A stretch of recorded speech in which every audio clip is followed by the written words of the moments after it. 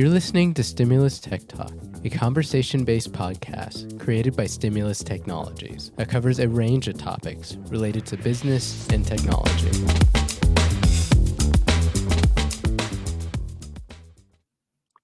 Hello, I'm Nathan Whittacre, CEO of Stimulus Technologies, and this is Stimulus Tech Talk. And we're very excited to invite back on Leia Shilobod, one of our first guests on Stimulus Tech Talk. And welcome, Leia.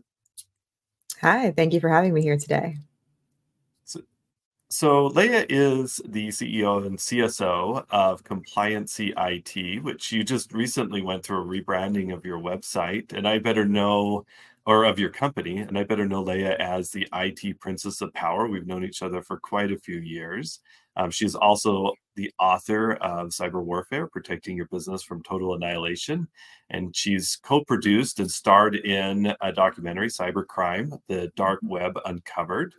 Leia is a security advisor, especially around CMMC and a lot of different compliance. And I'm excited to have her on to talk about some new rules about CMMC that have recently come out. And so welcome, Leia. And let's talk a little bit about compliance first. What is compliance? Could you, in your words, to somebody that doesn't know technology or doesn't know the IT space, CEO of a manufacturer, somebody that works with the Department of Defense, what does compliance mean to a small to mid-sized business?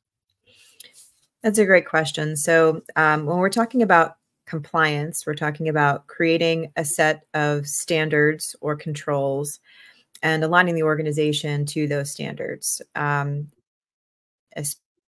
Specifically, when we're talking about cybersecurity compliance, it'll be a number of standard controls that address cybersecurity or increasing security in the organization.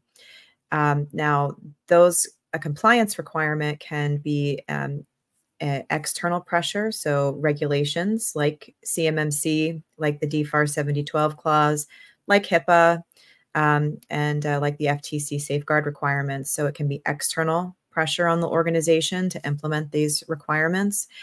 And then there's also internal pressure at times. So what's important for the organization, like assessing the business risk and what kind of information that you need to protect, what kind of processes and people are important to protect, and then creating your own standards or your own controls to address that business risk.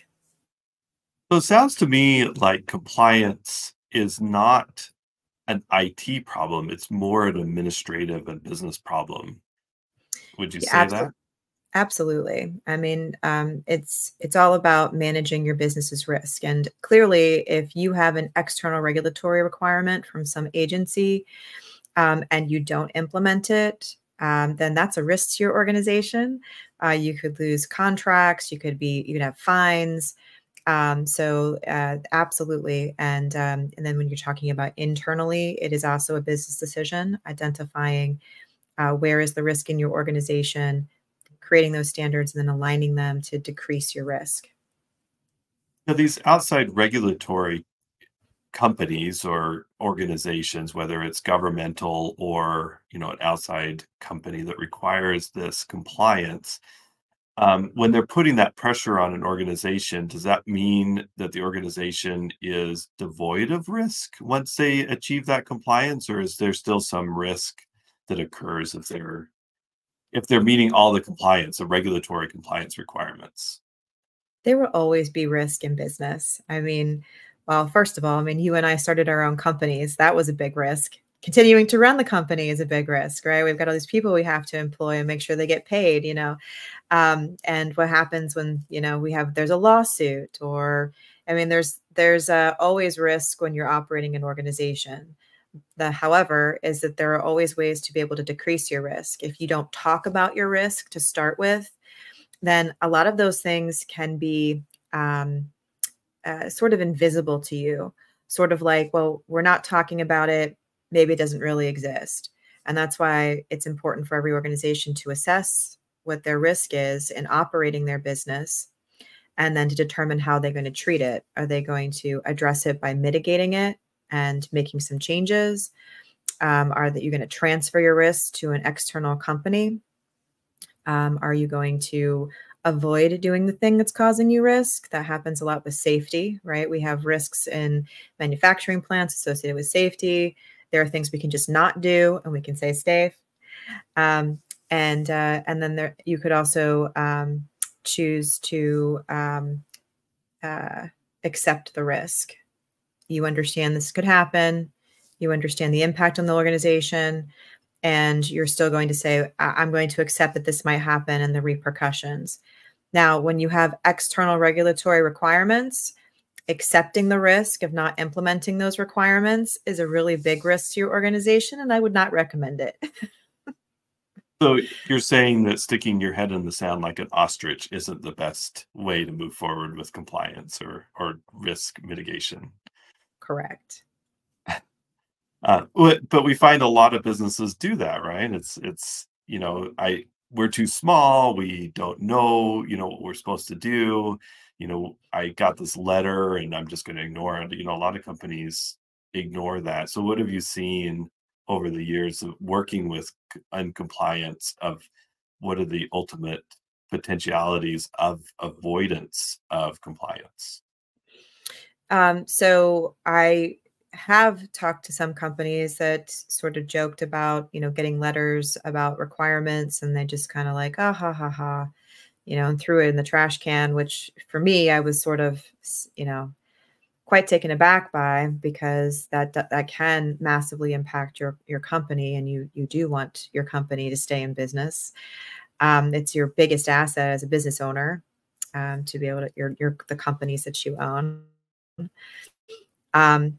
So if you decide that you don't want to comply with regulations, then depending on who the regulations come down from, then there can be a lot of different consequences.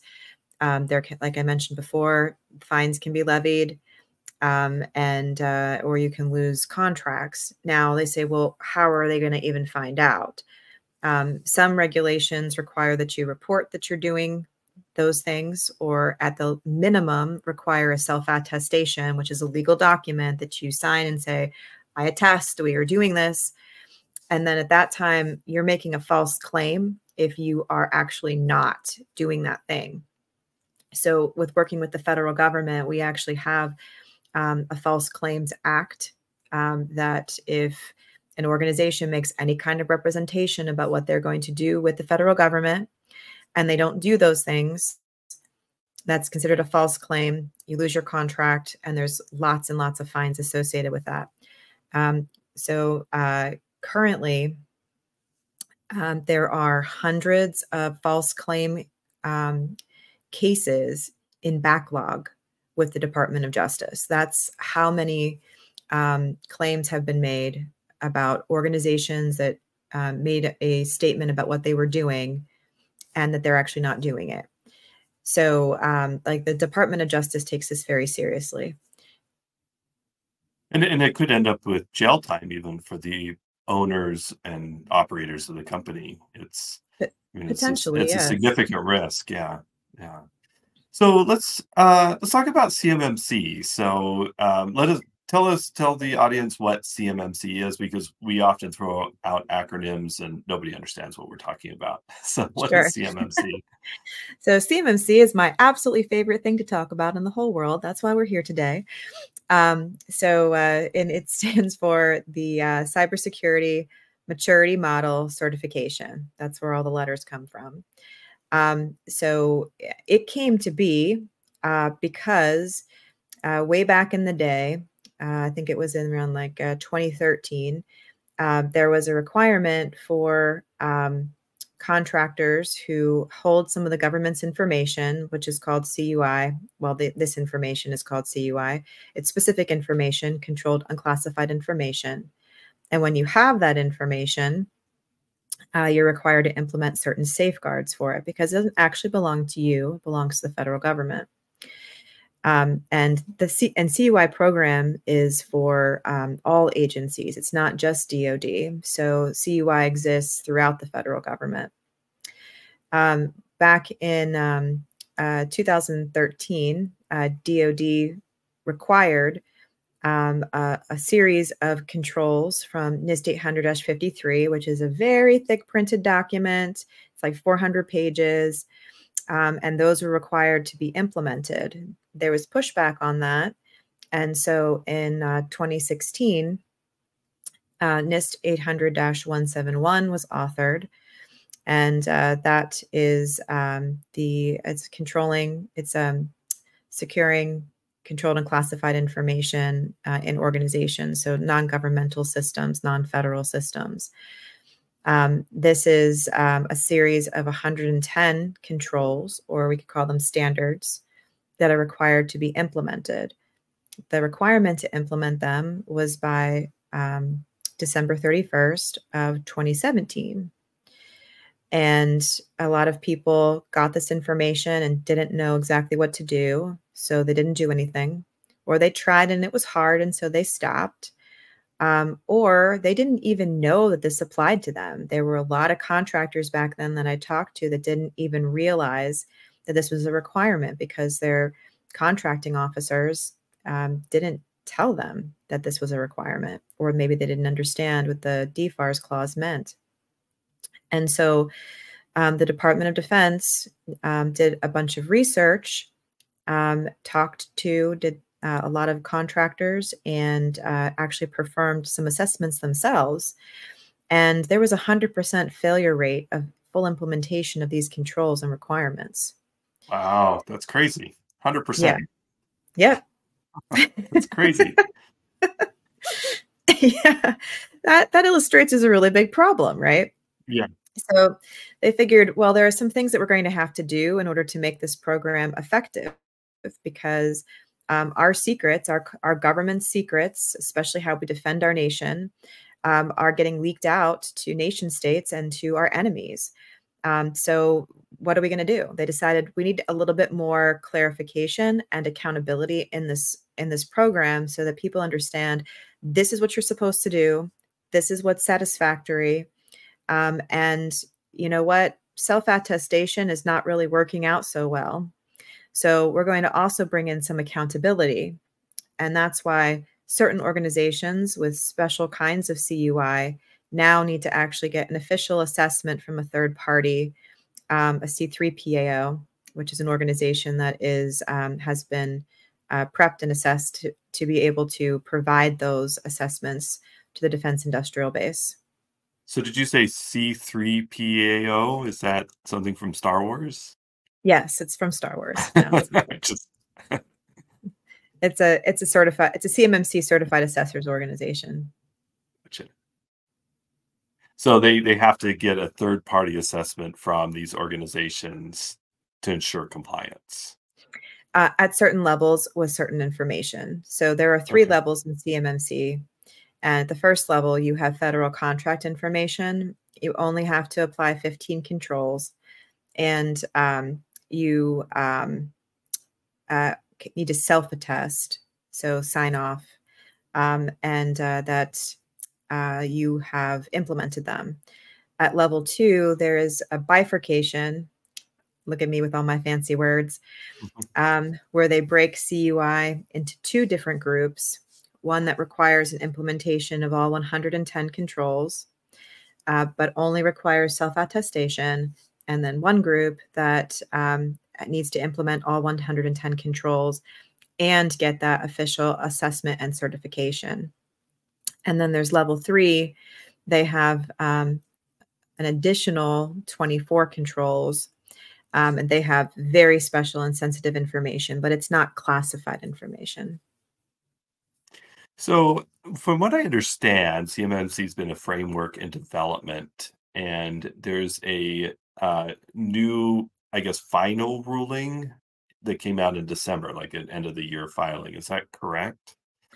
So it was filed as a proposed rule, but there can only be, when a rule comes forward, this is like the federal rulemaking process is the way that the government makes law without going through our typical congressional lawmaking process that we're all familiar with.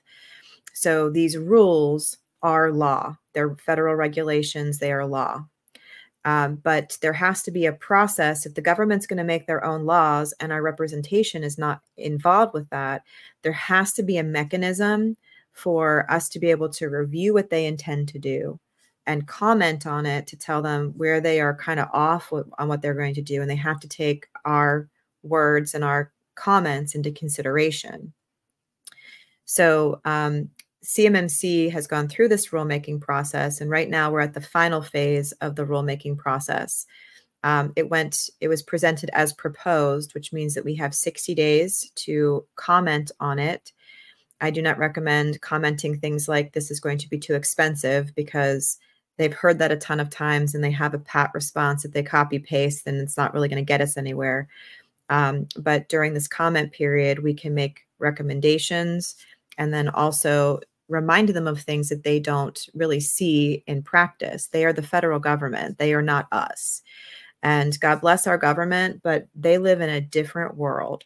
So it's important for us to help them understand about the regulations that they're going to impose on us and the intricacies and the impact of that. And just as long as you don't talk about the cost, because they already know it's going to cost money. So this is hundreds of pages of rulemaking that's been proposed. Are there organizations out there that are reviewing this? Because, you know, a small business owner that doesn't have time to read and understand hundreds of pages of legalese, you know, what type of association or organization can they get some information from, or who do they work with on at least understanding this and make any feedback that's not just, oh, it's going to cost me too much money? Well, the Cyber AB, which is the accreditation body that is responsible for the private part of CMMC, they have monthly town halls. I just had a town hall this past week where you can log in for free and be able to get information about all the goings on, and particularly about this rule. And you can also ask questions. That's probably the best place. Right now, though, we have a lot of different sort of working groups and organizations that are going through the rule.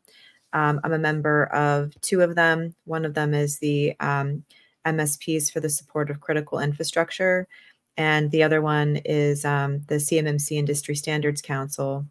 And we are going through this. And I also run an MSP coaching group too, a peer coaching group of other MSPs that do this work, so that we can all make sure that we're doing the right thing for our clients. And I'm going to tell you why that's so important in a minute. I was going to ask you about that. Yeah. So we're actually going through all of this right now with the fine-tooth comb, and not only, you know, ingesting that information, but then also determining what's going to be the most valuable for public comment for us to be able to submit, so that we can have a well-formed rule. Right now, it is very well formed. It is very well written, and we have a lot of clarity where we didn't before. But especially in the area of external service providers, that would be your MSP, there are questions that we have. So one of the things that the rule does tell us, and that's very, very clear, is that if you are an external service provider for a company that's in the defense industrial base, in other words, if you're an MSP, IT support company, do any of those things, then that provider is required to be at the same level as their customer. So if you just have federal contract information and need level 1, then you have to make sure that your MSP has gone through their own self-assessment of level 1 and does a self-attestation that they have implemented all of those controls. If you require a CMMC level 2 assessment, that means that your MSP also has to go through that same process, implement all 110 controls, and also get a CMMC assessment and certification. So that's potentially going to push a number of MSPs out of these providers, or they're going to have to implement these better controls in place. And hopefully the MSP is doing some of the stuff already. It's just more going through and ensuring that they're in compliance with all of them? Is that kind of the process for an MSP to go through? Nathan, I know hundreds of MSPs all around the world, and I can tell you that a lot of them don't do the things inside of these controls. I know that a lot of, and frankly, I think a lot of the U.S. businesses, if they recognize the questions they should ask, they would probably be scandalized at the services that they are not receiving, and the state of some of the MSPs that are serving them. And that's by far not everybody, but many of them do. Like, it's sort of like the cobbler's children has no shoes, right? So like, oh, you guys need to do this. It's a best practice. But in here, we've not taken the time to actually implement those things, whether it's because they don't think it's important for their organization or whether they just don't take the time and energy and cost to do it. So this is going to cause ripples. Those of us that serve the defense industrial base will be the first MSPs who are federally regulated. So what just give an example of some things that you see, you mentioned you were in an MSP peer group that, that it's focused on this. So what kind of things are an average MSP missing that need to happen to be CMMC certified, even level one? Well, level one, I think most of them are doing, hopefully at least, but I would say things like not having an MFA requirement to log on to their computers, not locking down external connections properly with MFA. There's also a requirement that the remote access that you have into environments, into your client environments, uses a FIPS validated cryptography algorithm. And there are a lot of tools that we use that don't do that. There are also, because of that remote monitoring and management tool that we use, where we have agents on everybody's computers and we can remote in there really fast. And it does a lot of stuff in the background, cleans up the computer, allows us to, manage it remotely. It's a powerful tool, but it poses a really great risk to businesses. So yeah, there was a big provider a a couple of years ago, Kaseya, that got hacked, and there was a lot of the customers that got penetrated. Their networks got penetrated because of that tool. So it is a concern for our industry. These tools can be utilized as weapons.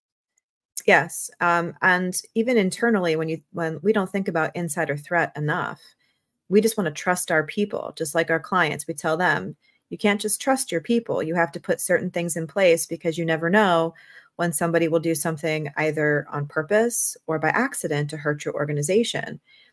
And a lot of MSPs don't think about that with their tech support people, with their engineers. But, we have the power to press a button and blow up dozens of networks, we really have that capability. Some of those tools are not really built with a lot of security already built into them, and that's concerning and problematic. Certainly. Yeah, it's an interesting time for our industry of, getting our ships in order to ensure that our clients are protected also. So talk about implementation period. So this new proposed rule has been published. There's a 60-day comment period. I've seen regulations take a lot longer to get implemented even after the comment period is closed. What is kind of the proposed timeline at this point? Do we know for this new implementation? Yeah, so we expect the rule to be final in about November of this year. That would be on the timeline that we've been seeing with DoD in the past for this kind of rulemaking process. So we don't expect there to be major changes after this comment period. What we do expect is some additional clarification. And some people have said, oh, well, it's not final, so I'm not going to take all the action yet because I don't really know exactly what's going to happen. We've known now for 6 years, 7 years, that you need to implement the 800-171 controls. That's in contracts already. That's already a requirement. And if you haven't been doing that, then in my opinion, you're nuts, because it takes a long time to be able to align your entire organization to that and be able to have the documentation that's required to show that you're actually doing that stuff. So now is the time to, if you haven't been working on your program, it's time to dust it off and start trying to get a plan in place to be ready by the end of this year. If you have already been working on your program, it's a really good time to review everything that you're doing and do that yearly security assessment. So one of the controls is to do, it says periodic security assessment, and that means you have to do it at least one time a year. And what that control says to do is to assess basically the satisfactory implementation of all those controls. It's a really great time to do that. Take a deep dive into every single one of them. Look at your environment, look at your documentation, make sure it's all up to date. Now, after the rule goes final, sometime between like November, December of this year, then they expect the CMMC clause to start appearing in contracts about 60 days later. There will be a phased period, because we already know that it can't just appear in all the contracts because nobody has certification. So you can't just then no one can do the work. So there's going to be a phased rollout period where they select certain contracts first, where it's a requirement. Our C3POs and assessors get out there and they see lots of different implementations. They get better at this. There will be more, it gives time for more assessors to be trained. So we have a big enough workforce to be able to actually do all these assessments. But eventually it will be rolled out to all of the defense industrial base. So it sounds to me like this year, 2024, is the time to get prepared. And 25 is when we have to have those certifications if you're a DoD contractor. I would be prepared for certification in 2025, yes. And it's no small task. It's good that we have a year. It's like really good that you have the time, and there is no time to waste.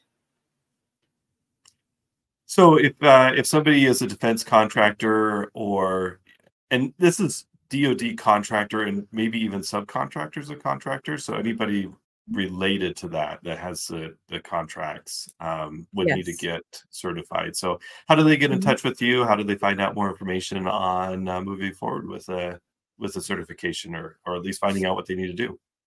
Well, if you don't love talking about CMMC as much as I do, then you can definitely give me a ring, because I can fill you in on anything CMMC. But you can catch me through my website, CompliancyIT.io. My handle on LinkedIn is /Princess Leia. How about that? I got in early, so I got a cool handle.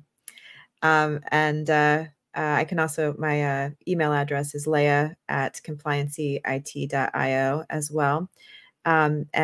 We do help organizations. We have, we've authored a template package of how to implement and maintain a CMMC compliance program.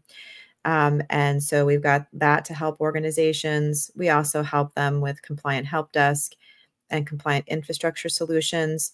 And if you already have an MSP, but you just want a second pair of eyes on your implementation, then we will also do a third-party gap assessment to see if there's anything that's missing to assure that you're ready to actually get your official CMMC certification. Perfect. And I think you have a podcast also, or you do some media to talk about this area. Oh, yeah. Yeah, so I'm also on YouTube at Dib Tech Talks as well. Excellent. Well, Leia, I really appreciate the time. It's a lot of information. I'm sure a lot of our listeners are overwhelmed by the acronyms and the process to implement this. But knowing that there's experts out there that can help them, like you, I think really should give some assurance that there's a path forward to make sure that you're compliant in your organization. can continue on receiving those federal contracts. I think that's the most important thing that owners are thinking about, but also that they're maintaining that information secure and safe, so that our federal government, especially our Defense Department, is secure, and we can protect our country. So thanks, Leia, especially for your time, and we'll put some links down below so that you can get in contact with you. Thank you, Nathan. All right, have a great day, everybody, and thanks for listening to Stimulus Tech Talk.